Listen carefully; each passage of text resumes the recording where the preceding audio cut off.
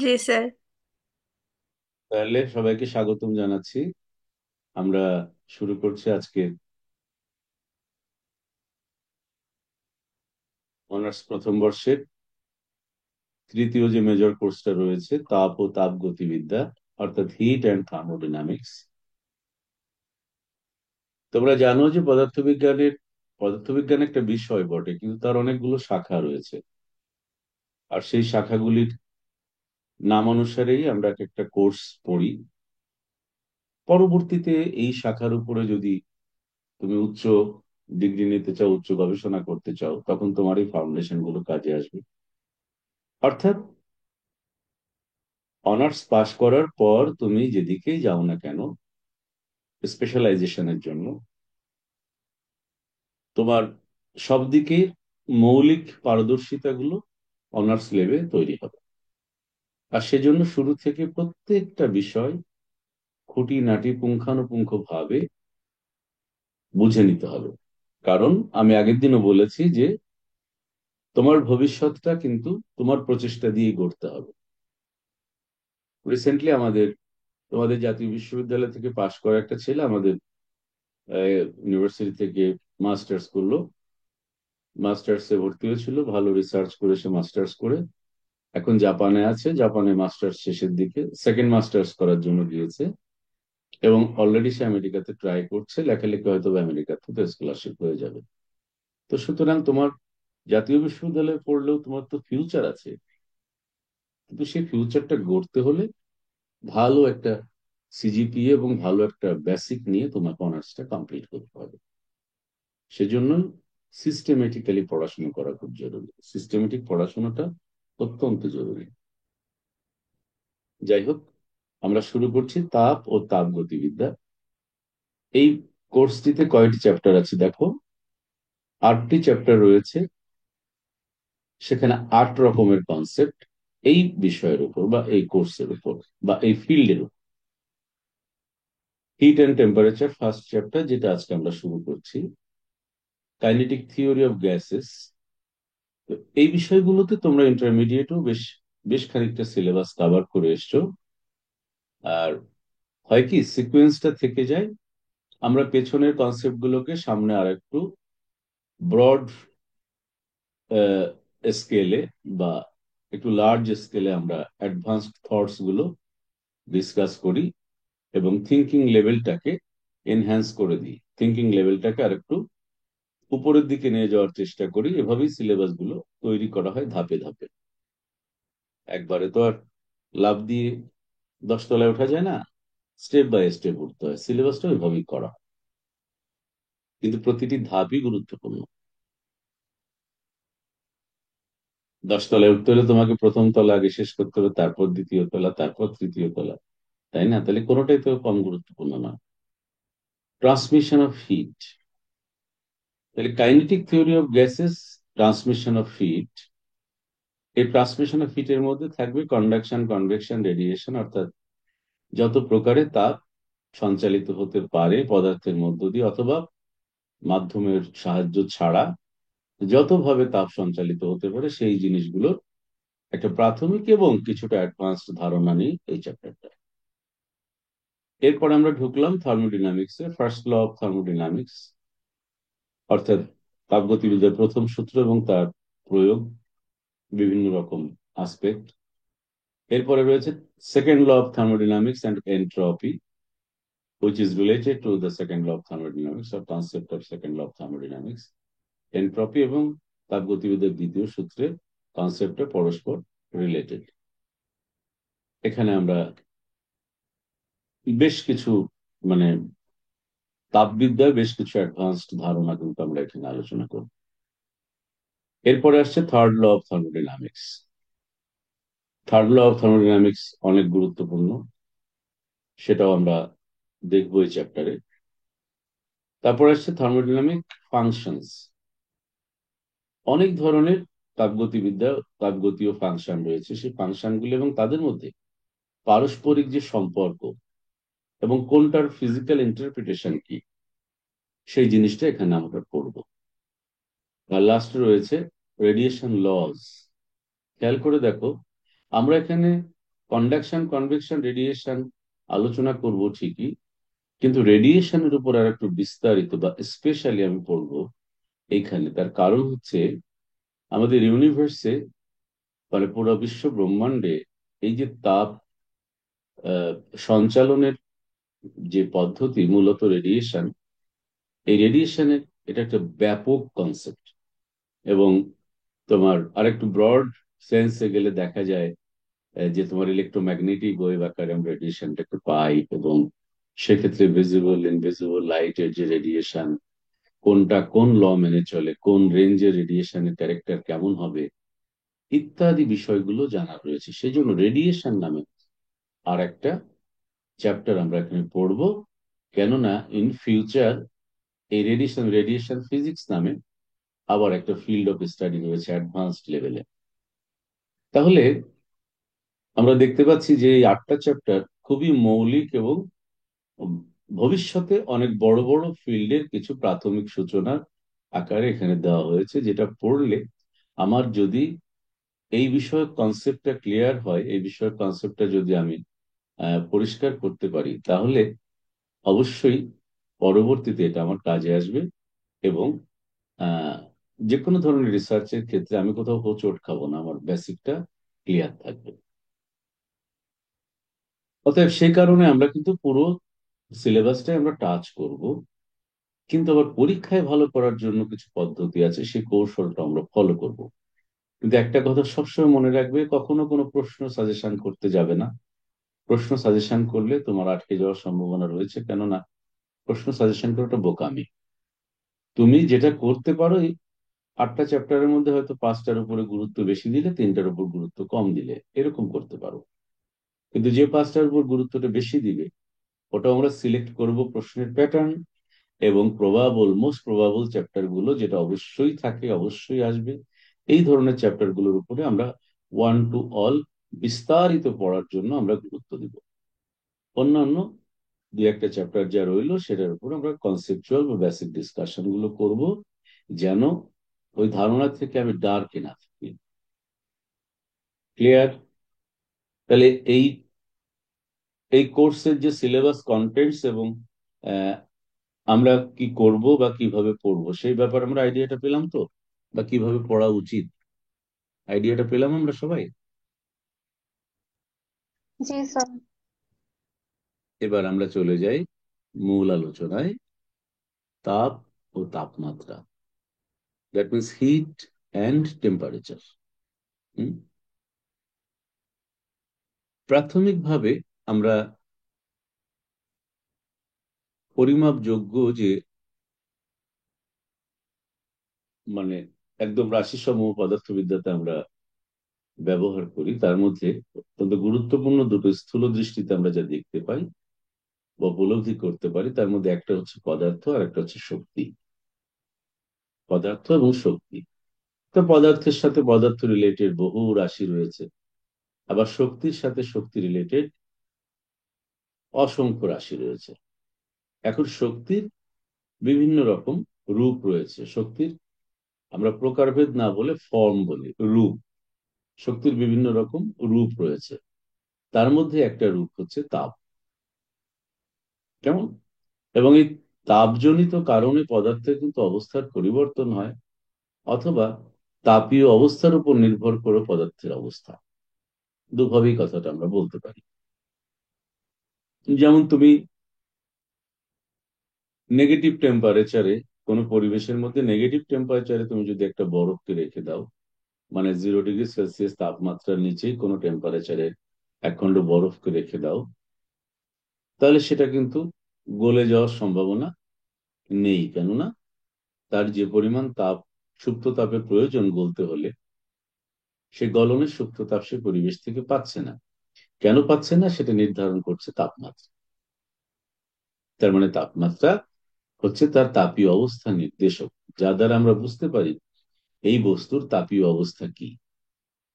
তারপরে ওই বস্তুর অন্যান্য বৈশিষ্ট্যগুলো যদি আমরা জানি, তার আপেক্ষিক তাপ ধারণ ক্ষমতা কত, তার ভর কত, ইত্যাদি জানলে তার মধ্যে কি পরিমাণ তাপ শক্তি সঞ্চিত আছে সেটাও কিন্তু আমরা বের করতে পারি।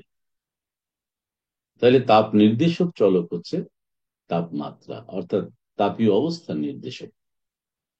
আর তাপ হচ্ছে শক্তির একটা রূপ, যা আমরা মানে এস্টিমেট করতে পারি, পরিমাপ করতে পারি। তাপমাত্রাকেও পরিমাপ করতে পারি, সেটা সিস্টেমটা আলাদা। তাই তাপ সম্পর্কে আমরা আহ, মোটামুটি একটা প্রাথমিক ধারণা পেলো। আমরা কয়েকটা শ্রেণীবিন্যাস একটু দেখি, কিভাবে কখন আহ, মানে কোন অবস্থায় তাপের কি নাম হবে ইত্যাদি।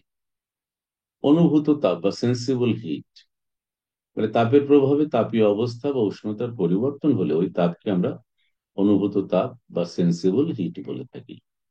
অর্থাৎ যখন আমরা মানে গতানুগতিক জীবনে আমরা যে তাপ দেখতে পাই বা যে তাপ ব্যবহার করি, সেই তাপটাই মূলত সেন্সিবল হিট। যেমন তোমার ঠান্ডা লাগছে, তুমি আগুনের পাশে গিয়ে দাঁড়ালে তুমি ওয়ার্ম ফিল করছো। তার মানে তুমি ফিল করছো যে তোমার গায়ে তাপ এসে লাগছে, এবং তুমি সেটা উপলব্ধি করছো। তুমি সেটা সেন্স করতে পারছো, তোমার সেন্সে সেটা কাজ করছে, অনুভব করতে পারছো, তোমার কাছে অনুভূত হচ্ছে। সুতরাং এটা হচ্ছে অনুভূত তাপ বা সেন্সিবল হিট। আবার সুপ্ত তাপ বা লেটেন্ট হিট নামে একটা কথা রয়েছে, যেটা আমরা যদি তাপ প্রয়োগ করে বস্তুর তাপীয় অবস্থার কোনো পরিবর্তন না ঘটে, যদি অবস্থার পরিবর্তন না ঘটে, তাপীয় অবস্থার পরিবর্তন না ঘটে যদি অবস্থার পরিবর্তন ঘটে, তবে তাকে ওই অবস্থা পরিবর্তনের সুপ্ততাপ বা লীন তাপ আমরা বলি। আচ্ছা, এই কথাটা একটু বুঝতে হবে। যেমন দেখো, তোমাকে যদি আমি বলি যে বরফ গলনের আপেক্ষিক সুপ্ততাপ এত, এই কথার মানে হলো স্বাভাবিক চাপে বরফের গলনাঙ্ক হলো 0 ডিগ্রি সেলসিয়াস তাপমাত্রা।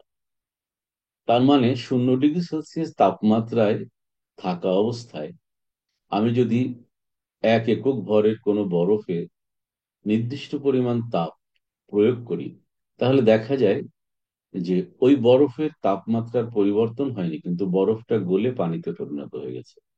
এবং সম্পূর্ণ বরফ না গলা পর্যন্ত, বরফখণ্ডটি সম্পূর্ণ না গলা পর্যন্ত ওই গলিত পানির তাপমাত্রার পরিবর্তন হয়নি। তার মানে হচ্ছে, আমি যে বাইরে থেকে তাপটা দিলাম সেটা কি ভ্যানিশ হয়ে গেল? না, ভ্যানিশ হয়নি। ও যে জমাটবদ্ধ অবস্থায় ছিল, সেখান থেকে তাকে গলিয়ে তরল ফর্মে আনতে ওই তাপটা ব্যবহৃত হয়েছে। অর্থাৎ আমি তাপ প্রয়োগ করেছি, কিন্তু তাপমাত্রার কোনো পরিবর্তন হয়নি, এই জন্য এটাকে বলা হচ্ছে সুপ্ত। তার মানে আমি প্রত্যক্ষ করিনি যে তাপ প্রয়োগে তার তাপমাত্রার পরিবর্তন হয়েছে, এটা আমি প্রত্যক্ষ করিনি, এটা আমি আমি রেকর্ড করতে পারিনি। আমি দেখেছি তাপমাত্রা দাঁড়িয়েই ছিল। আবার আমি তাপ দিয়েছি, সেটাও সত্য। বিকীর্ণ তাপ বা রেডিয়েন্ট হিট, যে তাপ কোনো উৎস হতে তরঙ্গ আকারে সঞ্চালিত হয় তাকে বিকীর্ণ তাপ বলে। তাহলে ওই যে আমরা প্রথমে বললাম কন্ডাকশন, কনভেকশন এবং রেডিয়েশন, এই তিনটা পদ্ধতিতে তাপ সঞ্চালনে তাপের সঞ্চালন পদ্ধতিও কিন্তু ভিন্ন, অর্থাৎ কৌশলটাও ভিন্ন। যেমন ওই দুটো আমরা আলোচনা করব ওই চ্যাপ্টারে যখন আমরা পড়বো। এখানে আমি একটু বলে রাখি তোমাদের যে সাধারণত বিকিরণ পদ্ধতিতে তাপ সঞ্চালিত হয় কোনো মাধ্যমের প্রয়োজনীয়তা ছাড়াই তাড়িত চুম্বক তরঙ্গ আকারে। এবং এটা নিয়ে অনেক থিওরি রয়েছে, এবং সব থেকে যুগান্তকারী থিওরি হচ্ছে মানে রেডিয়েশন নিয়ে গবেষণা করতে করতে কোয়ান্টাম থিওরির আহ উদ্ভব ঘটে 1900 সালে, এবং পরবর্তীতে কোয়ান্টাম মেকানিক্স ডেভেলপ করে, এবং আজকের পৃথিবী এখানে আসার পেছনে কোয়ান্টাম মেকানিক্স এর ডেভেলপমেন্টের অনেক অনেক অনেক ভূমিকা রয়েছে। তাহলে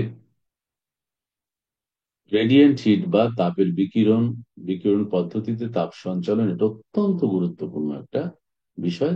যখন আমরা আমরা যখন পড়বো তখন তোমরা অবশ্যই জানবে।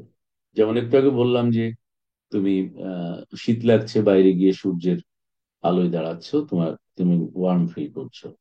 তার মানে হলো সূর্য থেকে বিকিরণ তাপ তোমার শরীরের উপর এসে পড়ছে, এটা আসলে রেডিয়েশন। তোমার শরীর যখন রেডিয়েশনকে শোষণ করছে, তখন ওই শক্তিটা তোমার শরীরে অনুভূত হচ্ছে, ওটাকে আমরা বলছি তাপ শক্তি। তার মানে সে এসছে কিন্তু এই যে লক্ষ লক্ষ কিলোমিটার দূর থেকে, এর মাঝখানে যদি পুরোটাই মাধ্যম হতো, তাহলে কিন্তু এই পরিমাণ সূর্যের তাপ আমরা পেতাম না। কেননা আসার পথে যে মাধ্যম যদি থাকতো সেই মাধ্যম তাপটাকে শোষণ করে ফেলতো। তখন আমরা খুব ক্ষীণ অথবা আরো দুর্বল তাপ আমরা পেতাম। এখন যেটা হচ্ছে, আমাদের বায়ুমণ্ডল ছাড়া পৃথিবীর বায়ুমণ্ডলে ঢোকার আগ পর্যন্ত এই যে লক্ষ লক্ষ কিলোমিটার, এই রাস্তার মধ্যে কিচ্ছু নাই, ভ্যাকিউম, পুরা ফ্রি স্পেস। এই কারণে তার শক্তির কোনো ক্ষয় হয় না। অর্থাৎ সে যে শক্তি নিয়ে বিকীর্ণ হয় ওই শক্তি নিয়েই আমার কাছে এসে পৌঁছাতে পারে, পৃথিবীর বায়ুমণ্ডলে প্রবেশ করতে পারে। আর এছাড়াও পরীক্ষার অব্দ সত্য যে বিকিরণ পদ্ধতিতে তাপ সঞ্চালনের জন্য কোনো মাধ্যমের প্রয়োজন নেই, বরং মাধ্যম থাকলেই তার সমস্যা হয়, সেটা দ্রুত ফল করে। তাপের বিভিন্ন মতবাদ, ক্যালোরিক মতবাদ, যান্ত্রিক বা গতীয় মতবাদ, যেটাকে আমরা মেকানিক্যাল ও ডাইনামিক থিওরি বলি। তো এই দুটো মতবাদের মধ্যে ক্যালোরিক মতবাদটা অনেক পুরাতন, এবং একটু হাইপোথেটিক্যালও ছিল, মানে বেশ বেশ খানিকটা তাত্ত্বিক আর কি। আর পরবর্তীতে যেটা যান্ত্রিক বা গতীয় মতবাদ এসছে, সেটার প্র্যাকটিক্যাল অ্যাপ্লিকেশনেও আমরা বেশ ভালো রকম সফলতার প্রমাণ পাই, এবং সেটা প্রয়োগ করে পরবর্তীতে তাপবিদ্যা অনেক ডেভেলপমেন্ট ঘটেছে। তা আমরা একটু দেখি ক্যালোরিক মতবাদে কি বলা হয়েছিল। ক্যালোরিক মতবাদের মূল বিষয়টা ছিল এরকম, যে তাপের ক্যালোরিক নামক এক প্রকার ভরহীন অতি সূক্ষ্ম স্থিতিস্থাপক প্রবাহী কণা হিসেবে বিবেচনা করা হয়। দ্যাট মিনস আমরা আলোকে যেমন প্রথম দিকে নিউটনও বলেছিলেন যে এটা ক্ষুদ্র ক্ষুদ্র কণা কোনো উৎস থেকে বের হয়ে আমাদের চোখে প্রবেশ করলে শ্রবণ অনুভূতি জাগায়। তো তাপের ক্ষেত্রে ধারণাটা এরকম ছিল যে অতি সূক্ষ্ম, তবে এটা কণা না, একটা এক ধরনের ফ্লুইড বা প্রবাহী পদার্থ, কিন্তু তার ভর নেই। তো শুরুতেই একটু ভেবে দেখো জিনিসটা, যেমন জানি একটু গোলমেলে টাইপের কথা, ভর নেই কিন্তু প্রবাহী পদার্থ। যেমন হাইগেন্সের মতবাদ ছিল যে ইথার, মানে হাইগেনের যে তরঙ্গ তত্ত্ব ছিল, সেই তরঙ্গ তত্ত্ব অনুসারে ওখানে একটা আহ প্রেক্ষাপট উল্লেখ করা হয়েছিল যে একটি কাল্পনিক স্থিতিস্থাপক মাধ্যম রয়েছে, তার নাম হচ্ছে ইথার। এবং সেই ইথারের মধ্য দিয়েই আলোর তরঙ্গ এমন ভাবে সঞ্চারিত হয় যে প্রতিটি তরঙ্গমুখী একটি আলোর গৌণ উৎস হিসেবে কাজ করে। এভাবেই ধাপে ধাপে সে সামনের দিকে চলে যায়। তাহলে কনসেপ্টটা ছিল অনেকটা লঙ্গিটিউডিনাল ওয়েভের কনসেপ্ট। পরবর্তীতে তো এগুলো ভুল প্রমাণিত হয়েছে, কিন্তু কিছু কিছু তত্ত্ব একেবারে ভুল প্রমাণিত হলেও সেটা পড়া থেকে আমরা বিরত থাকতে পারি না। তার কারণ শুরুটা কিভাবে হয়েছিল এবং সংশোধনটা কিভাবে হলো, কেন হলো, এটা জানার জন্য হলো প্রাচীন তত্ত্বগুলো আমরা পড়ি। আবার প্রাচীন তত্ত্বের সবগুলোই যে সর্বক্ষেত্রে ব্যর্থ সেটাও নয়। কিছু কিছু চরিত্র বা বৈশিষ্ট্য বা পর্যবেক্ষণ ব্যাখ্যা করার জন্য তাদের কিন্তু সফলতাও রয়েছে। যেমন আমরা হাইগেন্সের তত্ত্ব দিয়ে আহ, আমরা আলোর প্রতিফলন প্রতিসরণ, তারপরে তোমার ইন্টারফারেন্স ডিফ্লেকশন পর্যন্ত আমরা ব্যাখ্যা করতে পারি। সুতরাং সেটা যে একদম সর্বতোভাবে ব্যর্থ সে কথা বলা যাবে না। কিন্তু তার মতবাদের মধ্যে মানে মতবাদের যে কন্টেন্টস বা যে থিমেটিক ভুল ছিল, সেটা পরবর্তীতে যখন আমরা কোয়ান্টাম থিওরি পর্যন্ত এলাম বা ক্লার্ক ম্যাক্সওয়েলের তাড়িত চুম্বক তত্ত্ব পেলাম, তারপর আস্তে আস্তে যখন আলোর পোলারাইজেশন বা সমবর্তন চরিত্র আমরা পর্যবেক্ষণ করলাম, তখন থেকে আমরা আস্তে আস্তে আহ আরো পরিষ্কার ধারণা পেলাম আলোক গঠন সম্পর্কে। একইভাবে ক্যালোরিক মতবাদটা যা ছিল, প্রথমে তুমি শুনেই বুঝতে পারছো যে একটা প্রবাহী পদার্থ, তার আবার ভর নেই। ও এমন সূক্ষ্ম যে তার ভর নেই, কিন্তু ভর ছাড়া তো প্রবাহী হতে পারে না। তাহলে তো বিষয়টা পুরো কাল্পনিক হয়ে গেল, এবং এমনই কাল্পনিক যার এক্সিস্টেন্স সম্ভব নয়। ক্যালোরিকের আচরণ এমন যে এরা পরস্পরকে বিকর্ষণ করে এবং অতি সহজে এক বস্তু হতে অপর বস্তুতে অনুপ্রবেশ করতে পারে। প্রত্যেক বস্তুতেই কম বেশি ক্যালোরিক থাকে। দুটি বস্তুর মধ্যে তাপীয় সংযোগ ঘটলে যেটির ক্যালোরিক বেশি সেটি হতে তাপ ক্যালোরিক কণা, যেটির কম আছে সেটার মধ্যে গমন করে। অর্থাৎ এখন যেটাকে আমরা বলছি তাপমাত্রার পার্থক্য। তাহলে যতক্ষণ না তাদের উষ্ণতা সমান হয়, সো উষ্ণতার কনসেপ্ট বা টেম্পারেচারের কনসেপ্টটা তখন ছিল। কেননা তাপ প্রয়োগের ফলাফলই হচ্ছে তার তাপীয় অবস্থা, যাকে আমরা টেম্পারেচার দ্বারা নির্ণয় করে। এবং তোমরা দেখবে কাইনেটিক থিওরি যখন আমরা পড়বো তখন দেখবে যে আলটিমেটলি একটা বস্তুর তাপমাত্রা তার অভ্যন্তরস্থ কণাগুলির গড় গতিশক্তির সাথে সম্পর্কিত, গড় গতিশক্তির সমানুপাতিক। এবং আমরা সেগুলো ক্যালকুলেশন করব, আমরা দেখব। খুব মজার মজার কিছু বিষয় এখানে আছে। আমরা যদি ধারাবাহিকভাবে পড়ি, খুব দেখবা যে স্টেপ বাই স্টেপ ধীরে ধীরে যদি মাথায় ঢোকাও, তাহলে দেখবা এগুলো তোমার মুখস্থ করার কোনো প্রয়োজন হবে না, গল্প আকারে শুনবা, মাথায় থেকে যাবে। একটু প্র্যাকটিস করবা, যেগুলো ম্যাথমেটিক্যাল থিওরি। ফিজিক্সটা এভাবেই শিখতে হয়। জটিল জিনিসকে জটিল পদ্ধতিতে শিখতে চাইলে সেটা মাথায় থাকবে না, জটিল জিনিসকে তরলায়িত করে মাথায় ঢোকাতে হয়। তো আমরা সেই চেষ্টাটাই করব, প্রত্যেকটা ক্ষেত্রে আমরা সেই চেষ্টাই করব। আর এই জন্য এই লাইভ ক্লাসের সুযোগটা যেহেতু রয়েছে তোমাদের, বুদ্ধিমানের কাজ হচ্ছে প্রতিদিন ক্লাসটা জয়েন করা। এরপরে ভিডিও রয়ে গেল ইউটিউবে, কোনো সমস্যা নেই। যখন প্রয়োজন হলো অমুক লেকচারটা কি ছিল একটু দেখি, আমি দেখলাম, অসুবিধা নেই। কিন্তু লাইভ ক্লাসটা মিস না করাটাই হচ্ছে বুদ্ধিমানের কাজ। তাহলে এই মতবাদে আরো বলা হয়েছে ক্যালোরিক সংরক্ষিত হবে, অর্থাৎ এর কোনো সৃষ্টি বা ধ্বংস নেই। কোনো বস্তুকে এর গলনাঙ্ক বা স্ফুটনাঙ্ক উত্তপ্ত করতে থাকলে উৎস থেকে ক্যালোরিক পদার্থিক কণিকা রূপে বস্তুতে প্রবেশ করে সুপ্তভাবে অবস্থান করে এবং বস্তু উষ্ণতা অপরিবর্তিত রাখে। দুটি বস্তুকে পরস্পরের সাথে ঘষলে ক্যালোরি নিষ্পেষিত হয় এবং উভয় বস্তু উত্তপ্ত হয়। তাহলে দেখো, পর্যবেক্ষণ যেগুলো আমাদের আছে প্রত্যেকটাকে কিন্তু তার মতো করে একটা ব্যাখ্যা ওখানে দাঁড় করানো হয়েছে ক্যালোরিক তত্ত্বটাকে প্রতিষ্ঠিত করার জন্য। দুটো বস্তুকে পরস্পর ঘষলে যে গরম হয় তার কারণটাও বলা হয়েছে। তারপরে গলনাঙ্ক বা স্ফুটনাঙ্কে গেলে তখন তার তাপমাত্রার যে পরিবর্তন হয় না, কিভাবে হয় না বা না হতে পারে, সেটারও একটা টেন্টেটিভ ব্যাখ্যা এখানে দেওয়া আছে। কিন্তু সীমাবদ্ধতাটা কোথায় আমরা একটু দেখি। এটা যথেষ্ট ত্রুটিপূর্ণ একটা মতবাদ। যেমন ক্যালোরিকে পদার্থ কণিকার ন্যায় বিবেচনা করা হয়েছে, অথচ এর ভরের স্বীকৃতি দেওয়া হয়নি। প্রথমে আমি যেটা বললাম, পদার্থ কণিকা তা যত সূক্ষ্ম হোক না কেন তার একটা ভর থাকবে। এই মতবাদে বলা হয়েছে ক্যালোরিক কণাগুলো স্থিতিস্থাপকতা গুণের অধিকারী এবং এরা পরস্পরকে বিকর্ষণ করে।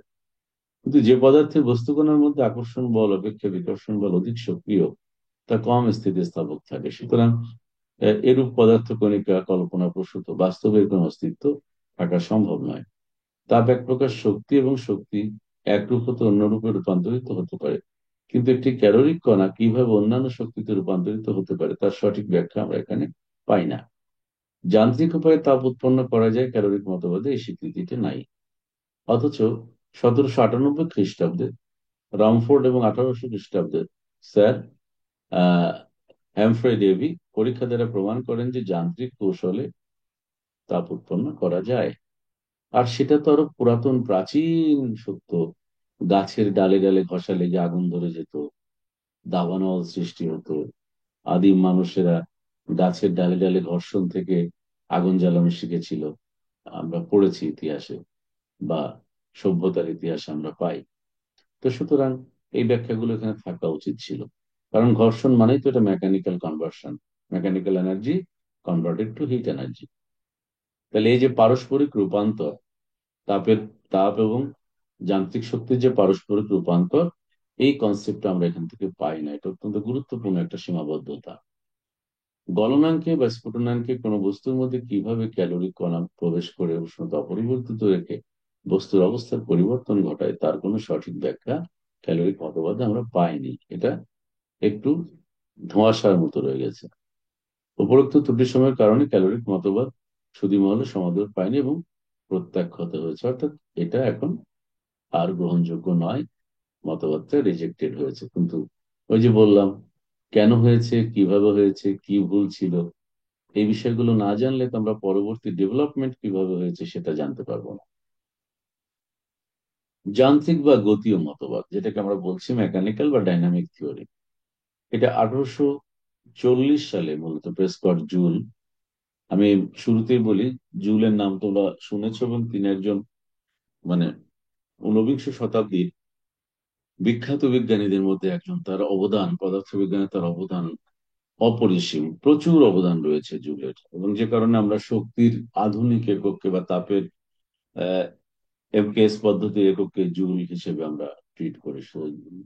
একজন বিজ্ঞানী কত বড় হলে তার নামে একটা এককের নাম পরিবর্তন হতে পারে, চিন্তা করো। এই মতবাদ অনুসারে তাপ যান্ত্রিক শক্তির একটি রূপ মাত্র। বিশেষ কারণে পদার্থের অভ্যন্তরীণ কণিকা সমূহের কম্পন গতির ফলে এদের গতি শক্তির কিছু অংশ তাপ শক্তিতে রূপান্তরিত হয়। যেমন দুটি বস্তুকে পরস্পরের সাথে ঘষলে বস্তুদ্বয়ের অভ্যন্তরীণ কণিকা সমূহ কম্পন গতি লাভ করে এবং অতিরিক্ত গতিশক্তির অধিকারী হয়।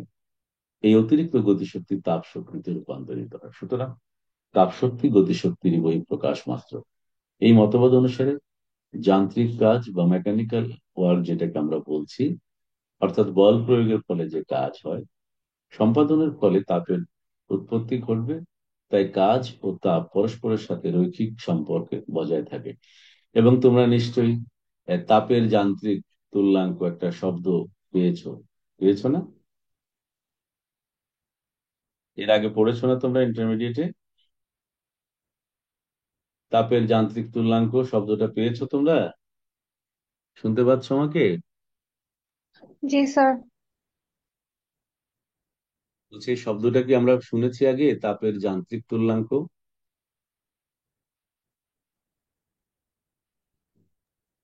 হ্যাঁ স্যার, শুনেছি। ইন্টারমিডিয়েটে ছিল না? ছিল তো মনে হয়। ছিল। বাকিরা কথা বলছে না, মিম, তারপরে এইচপিটা কে জানি সুবর্ণা মনে হয় না? শুনতে পাচ্ছ তোমরা? স্যার। মাঝে মাঝে রেসপন্স করো, নাহলে আমি মনে করি যে হয়তো আমার কথা তোমরা শুনতে পাচ্ছ না। মাঝে মাঝে রেসপন্স করলে বোঝা যায় যে হ্যাঁ, লেকচারটা আমরা খুব পরিষ্কার শুনতে পাচ্ছি। তাহলে তাপের ফল কি হতে পারে, আমরা একটু আগে কিন্তু সেই জিনিসগুলো আলোচনা করে এসেছি।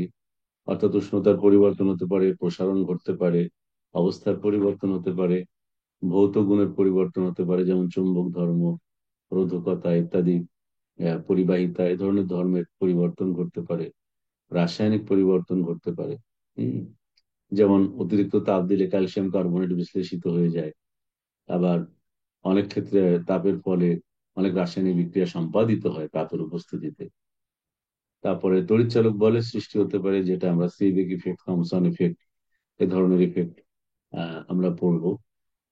থার্মো ইলেকট্রিসিটি নামক একটি চ্যাপ্টার আছে তোমাদের সেকেন্ড ইয়ারে, ইলেকট্রিসিটি অ্যান্ড ম্যাগনেটিজম চ্যাপ্টারে পাবে। এ পর্যন্ত কারো কোনো জিজ্ঞাসা আছে? কোনো কিছু বুঝতে অসুবিধা আছে আলোচনায়?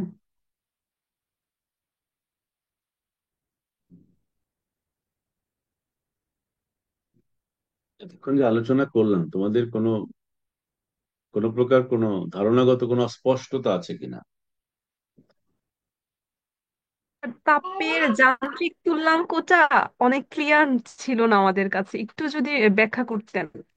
অর্থাৎ আমরা যদি কিছু পরিমাণ কাজকে সম্পূর্ণরূপে তাপে রূপান্তরিত করি, অথবা কিছু পরিমাণ তাপকে যদি সম্পূর্ণরূপে কাজে রূপান্তরিত করি, তাহলে এই কাজ এবং তাপ পরস্পরের সমানুপাতিক হবে।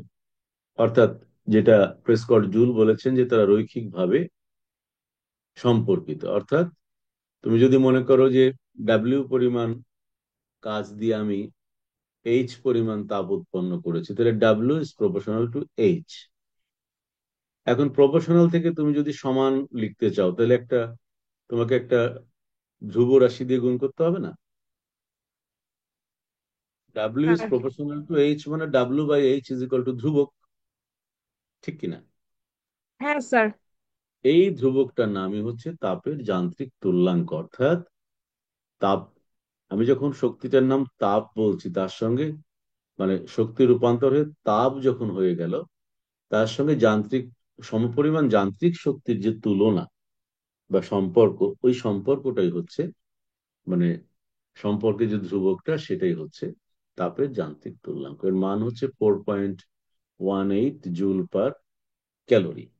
অর্থাৎ 1 ক্যালোরি তাপকে, আমরা যদি তাপের পুরাতন এককটা ধরি ক্যালোরি, তাহলে 1 ক্যালোরি তাপকে যদি আমরা সম্পূর্ণরূপে কাজে রূপান্তরিত করি, সেক্ষেত্রে 4.2 জুল কাজ সম্পন্ন হবে।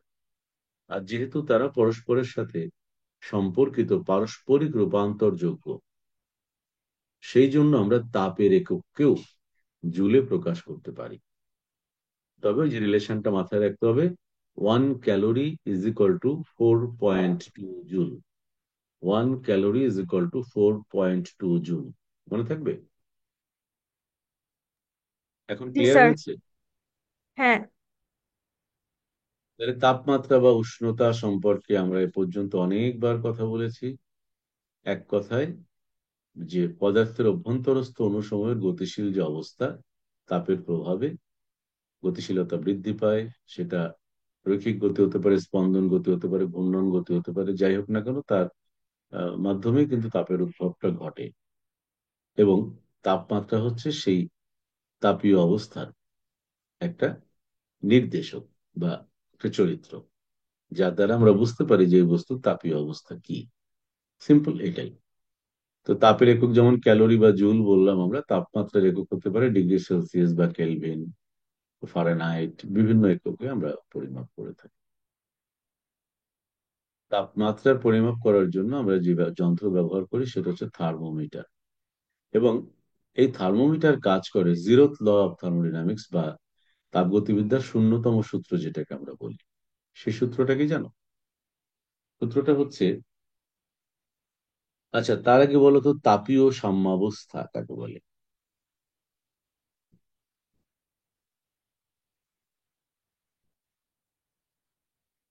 তাপীয় সাম্যাবস্থা শব্দটার মানে কি?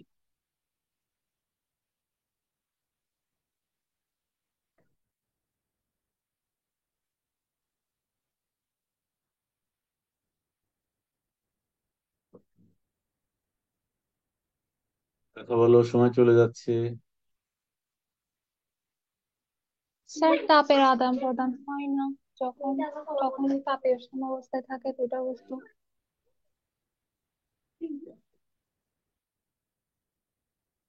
এর মানে হচ্ছে, দুটো বস্তু বা দুটো সিস্টেম, দুটো বস্তু বা দুটো ব্যবস্থা বলি আমরা অনেক সময়, যদি পরস্পরের সাথে তাপীয় সংস্পর্শে থাকে, কিন্তু কোনো বস্তু থেকে কোনো বস্তুতে তাপের আদান প্রদান না ঘটে, তখন আমরা বলবো যে বস্তুদ্বয় পরস্পর তাপীয় সাম্যাবস্থায় রয়েছে। বুঝতে পেরেছো? তো এটা কখন সম্ভব? যখন দুটো বস্তুর তাপমাত্রা একই হবে, তাই না? জি স্যার। জি স্যার। জিরোথ লটা হচ্ছে, ধরো এ আর বি দুটো বস্তুকে আমি দেখতে পাচ্ছি যে তৃতীয় একটি বস্তুর সাথে আলাদাভাবে তারা তাপীয় সাম্যাবস্থায় রয়েছে। অর্থাৎ এ বস্তুটি সি বস্তুর সাথে তাপীয় সাম্যাবস্থায়, আবার বি বস্তুটিও সি বস্তুর সাথে তাপীয় সাম্যাবস্থায় রয়েছে। তাহলে অবশ্যই এ এবং বি তাদের নিজেদের মধ্যেও তাপীয় সাম্যাবস্থায় থাকবে। ক্লিয়ার? তাহলে কারোর সাথে কারোর তাপের কোনো আদান প্রদান ঘটবে না।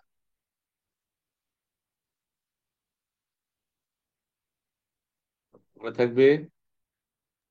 হ্যাঁ স্যার। জি। জি স্যার। এ একটি বস্তু, বি একটি বস্তু, তারা দুজনে পৃথকভাবে সি নামক একটি বস্তুর সাথে তাপীয় সাম্যাবস্থা বজায় রেখেছে। এই কথার মানে হলো, এ এবং বি বস্তুটিও তাদের নিজেদের মধ্যে তাপীয় সাম্যাবস্থায় রয়েছে। এটাকে বলা হয় জিরোথ ল অফ থার্মোডাইনামিক্স। এবং এটাকেই ব্যবহার করা হয় তাপমাত্রা পরিমাপ করার সময়। আমরা যে থার্মোমিটার ব্যবহার করি, থার্মোমিটার এই প্রিন্সিপাল মেনে চলে। মানে তাকে কোনো বস্তুর সাথে কন্ট্যাক্ট করলে সে যে ভেরিয়েশনটা দেখায়, ভেরিয়েশনের আগ পর্যন্ত, অর্থাৎ তার সঙ্গে তাপীয় সাম্যাবস্থায় আসার জন্য তার মধ্যে যে তাপমিতিক ধর্মের যে পরিবর্তন ঘটে, তাপমিতিক ধর্ম মানে তাপমাত্রার সাথে সাথে বস্তুর যে ধর্ম সুনিয়ন্ত্রিত ভাবে বা নির্দিষ্ট হারে পরিবর্তন হয়, বা একই হারে পরিবর্তন হয়, তাকে আমরা বলি তাপমিতিক ধর্ম। আর যে পদার্থ এ ধরনের ধর্ম প্রদর্শন করে তাদেরকে আমরা বলি তাপমিতিক পদার্থ। বোঝা গেল? জি স্যার। এগুলো অনেক কিছু তোমাদের পড়ে আসার কথা। আশা করি তোমরা পড়েছো। আমি একটু জিরো লটা আমি বোর্ডে একটু বুঝিয়ে দিই।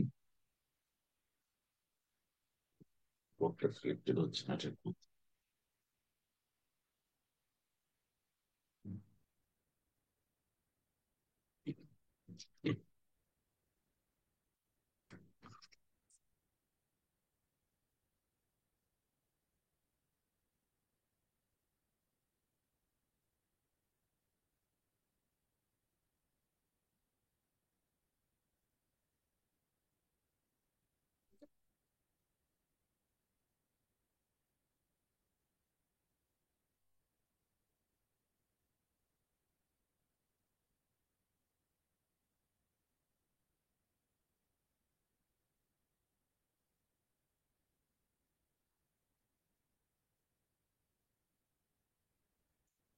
সরি, কানেকশনটা ঝামেলা করছে একটু।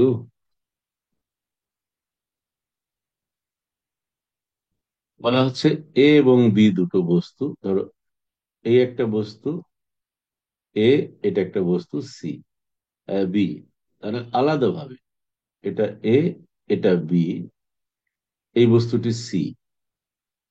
যদি এমন হয় যে আমরা পৃথকভাবে অবজার্ভ করলাম এ আর সি তাপীয় সাম্যাবস্থায় রয়েছে, আবার বি এবং সি আলাদাভাবে তাপীয় সাম্যাবস্থা প্রদর্শন করছে, তাহলে অবশ্যই এ এবং বিও তাপীয় সাম্যাবস্থায় রয়েছে, অর্থাৎ তাদের তিনজনের মধ্যে তাপমাত্রার কোনো পার্থক্য নেই। তাই যখন কোনো বস্তুর আমরা তাপমাত্রা পরিমাপ করব, সেই বস্তুটিকে যখন আমি ওই পরিমাপক ব্যবস্থা দিয়ে যখন আমি স্পর্শ করব, তখন ওই দ্বিতীয় বস্তুটি এই বস্তুর সাথে তাপীয় সাম্যাবস্থায় আসতে গিয়ে সেখান থেকে কিছু তাপ গ্রহণ করবে। তাপ গ্রহণ করার ফলে তার একটা আহ তাপমিতিক ধর্মের পরিবর্তন ঘটবে। সেটা আয়তন হতে পারে, সেটা চাপ হতে পারে, সেটা রেজিস্ট্যান্স হতে পারে, সেটা লেংথ হতে পারে, যাই হোক না কেন, যেটা সুষমভাবে পরিবর্তন হবে সেটা পরিবর্তন যে পর্যন্ত গিয়ে দাঁড়িয়ে গেল, তার মানে এখন এই বস্তু আর এই বস্তু তাপীয় সাম্যাবস্থায় আছে। সুতরাং আহ, আমরা আলটিমেটলি সেই জিরো ল অফ থার্মোডাইনামিক্স কে এখানে প্রাধান্য দিলাম। তখন এখানে স্কেলিং করা থাকলে আমি বুঝতে পারবো যে প্রতি ডিগ্রির জন্য তাপ পরিবর্তন কিরকম হবে ইত্যাদি ইত্যাদি। সেই অনুযায়ী আমরা বলবো যে এত ডিগ্রি বা এত ডিগ্রি বা এত ডিগ্রি। বুঝা গেল? জি স্যার। আর যেটা বললে তাপের যান্ত্রিক তুল্যাঙ্ক, সেটা হলো যদি ডাব্লিউ পরিমাণ কাজ করতে হয় এইচ পরিমাণ তাপ উৎপন্ন করার জন্য, তাহলে W is proportional to H, অর্থাৎ W is equal to J H. এই যেটা যে ধ্রুব রাশি, এটাকে বলা হয় তাপের যান্ত্রিক তুল্যাঙ্ক। যান্ত্রিক তুল্যাঙ্ক।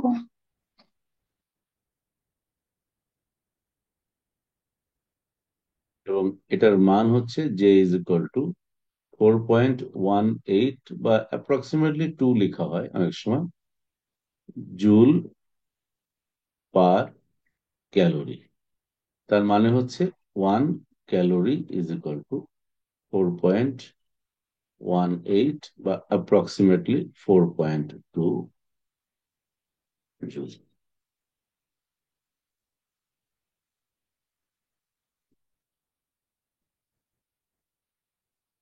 ক্লিয়ার হলো? বুঝতে পারলে? স্যার। জি, জি স্যার। তো এইভাবেই আমাদের প্রত্যেকটা চ্যাপ্টার একদম কনসেপচুয়ালি ক্লিয়ার করে ফাউন্ডেশনটা তৈরি করতে হবে। তাহলে এই জ্ঞান আমাদের কাজে আসবে এবং পরীক্ষা জিনিসটা আমার কাছে ভয় লাগবে না। আমার কোনো সাজেশন পড়তে হবে না, এমনকি আলাদাভাবে যে নোট করতে হবে সেটাও না। জাস্ট স্যার যেগুলো পড়াবো বই থেকে দেখাই দেবো, বাসায় প্র্যাকটিস করবো। প্র্যাকটিস করলে ওই প্র্যাকটিসটাই তোমার নোটের কাজ করবে। পরীক্ষার হলে গিয়ে প্রশ্ন দেখবা, অ্যান্সার করে দিয়ে চলে আসবা, ব্যাস। কারণ আলটিমেটলি নোটগুলো তৈরি হবে তোমার মাথার মধ্যে। আর যারাই ভালো রেজাল্ট করে, প্রথম দিকে থাকে বা ভালো সিজিপিএ পায়, তাদের অলমোস্ট সবারই অলমোস্ট পড়ার স্টাইলটা এই পর্যায়ে চলে যায় একসময়। হ্যাঁ, নোট করা হয়। নোট বলতে কি, আমি প্র্যাকটিস করেছি, যে আমার প্র্যাকটিসের যে নথিগুলো আছে সেটাই আমার। কিন্তু তোমাদের টেক্সট বইগুলো যেগুলো বাজারে পাওয়া যায়, বা আমরা যেগুলো এখন ফলো করে তোমাদের পড়াচ্ছি, এগুলো আলটিমেটলি নোট বইয়ের মতোই বই। এটা এখানে বিস্তারিত তেমন সব বইয়ের মধ্যে নেই।